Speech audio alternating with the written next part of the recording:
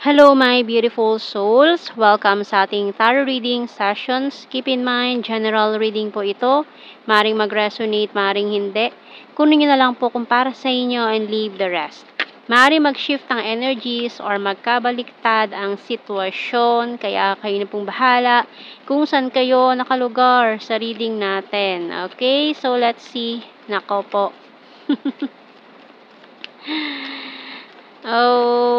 Okay, ayan na naman ang mga tukso sa paligid. O, tukso, layuan mo ako. Parang ganon. Pero yung iba, hindi na naiwasan ng tukso.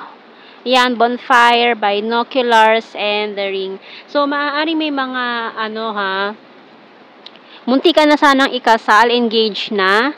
Ayan, with this ring. Tapos, natukso pa sa iba. Kaya nagkaroon ng separation. Ayan, we have the diamond and Dreamcatcher coffee. Pero, sinasabi niya rito na parang bachelor's party nangyari ito na natukso sa iba. Itong medication, bottom card natin. And, tingnan natin. Parang muntikan nang ikasal tapos natukso pa sa iba. Na ngayon pinagsisisihan niya kasi lang yun wala lang yun Tapos, ayun. Dahil lang sa isang kapusukan, ayan, nawala lahat. We have the lovers. Unang card na naman natin, lovers. And 8 of Pentacles. So, ngayon, pinipilit nyo na lang kalimutan lahat. Nagpapakasubsob na lang sa trabaho para makalimutan tong mga nangyari. Pero, ang hirap, no? Wow, talaga naman. Ayan. Still holding on. So, parang, this person is asking for forgiveness sa mga pagkakamali ito. So, para kasi sinabi niya na parang wala na siya sa sarili niya noon. Parang dahil sa espiritu ng alak. Kaya parang hindi niya na control yung sarili niya. Okay, so wow, ang strong tayo dito. Mga signs na specific natin, Gemini, Aries, and bottom card natin is Ace of Wands.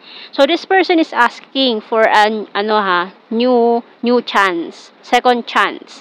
Bigyan mo pa daw siya ng ng second chance kasi it's a big mistake na alam niya pinagsisihan niya na to And parang sinasabi niya nga dito na hindi niya sinasadya and sana mapatawad mo daw siya, mga ganon. Parang wala na daw siya talaga nun sa sarili niya, hindi niya na alam yung nangyari after nang bumalik sa sarili niyang wisyo ay nawindang na siya, no? Or pwede rin kasi na parang sinabotahe ito. Ayan. Or may mga nan-sabotage nga dito sa connection na to para magkahiwalay kayo or siraan siya or masira itong connection na to. So, tingnan natin.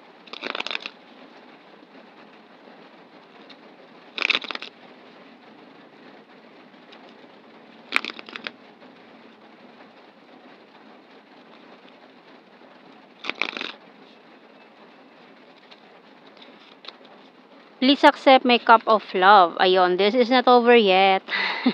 You're so sexy and my intuition choose you. Caught in the middle, I'm addicted to you. I regret rejecting you and I'm talking to you telepathically. Bottom card natin is I will fight for you. So, ipaglalaban niya pa rin to. No? Kahit sabihin natin ipagtabuyan mo siya, ipaglalaban pa rin niya yung nararamdaman niya sa'yo. Kasi, it's just a big mistake lang na talagang wala na siya sa sarili niya noon nangyari to. So, parang sinasabi niya na hindi niya ginusto yun, ganyan. So, tingnan pa natin. Ayan, tingnan natin. We have here, I left you before you could leave me. We need to let each other go. I wish I had treated you better. Timing just wasn't right for us. So, siguro hindi lang talaga yun ang tamang panahon para magpakasal kayo or mag-settle down. Kasi ayan na nga, nagkaroon ng, kumbaga, yun konti na lang kakasal na sana eh, tapos bigla nagkaroon pa ng ganitong issue, 'di ba?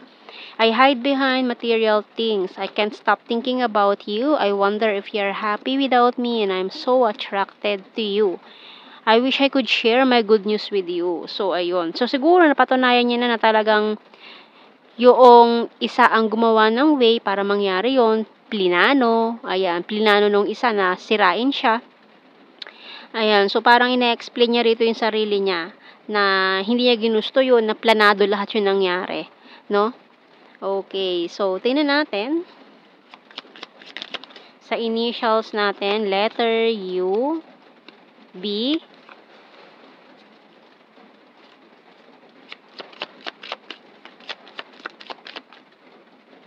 R, letter S, X, kasi parang gusto niya maging substitute, ayan, substitute wife or husband, kaya niya ginawa yun, kasi gusto niya talaga yung taong yun eh, parang, gusto niya talagang isabotage yung connection para siya yung piliin, talagang planado. Parang tawag doon, na frame up. Ayun, parang na frame up. Letter V, F. Ba, nagliliparan. Nagliliparan ng mga cards, ang hirap kunin. Ayan, letter K. And this one is N. Bottom card natin, N. Kahit baliktarin, N pa rin. Okay, so tingnan natin sa blue card. We have here all strings attached. Soulmate. And marriage. Oh, so matutuloy ito. Matutuloy yung kasal. Wow, matutuloy ang kasal. So, parang napatunayan na naman or may mga lumabas ng ebidensya na planado lahat yung nangyari para masira tong connection yung dalawa. Okay? So, ayun. Tingnan natin. General signs and messages tayo. Full of charisma, sarcastic, logical, lake. Number 3, flower farm. Number 8, eye contact, chaser. So, parang sinabi nito, tignan mo ko sa mata, makikita mo talaga na nagsasabi ako sa iyo ng totoo, na wala lang yun, or talagang planado lang yun nangyari, na i-ano siya, i-frame up siya. Ayan. Number 6, high expectation, gorgeous, the runner card. Kasi ang gusto nito, ang gusto mangyari is tumakbo ka palayo. Kumbaga runaway bride, runaway groom, ganun. Para hindi matuloy yung kasal. Sinadya to na isabotage. Taurus, Capricorn, food lover, North PH, sweet, Leo sign, present lover. Attractive, killer smile, caring, long distance, Virgo, flirtatious, ayan, no? Shy at first, and good heart. So, yan ang ating reading, my beautiful souls. Thank you for watching. Take care, and God bless. See you in our next reading, guys. Bye-bye.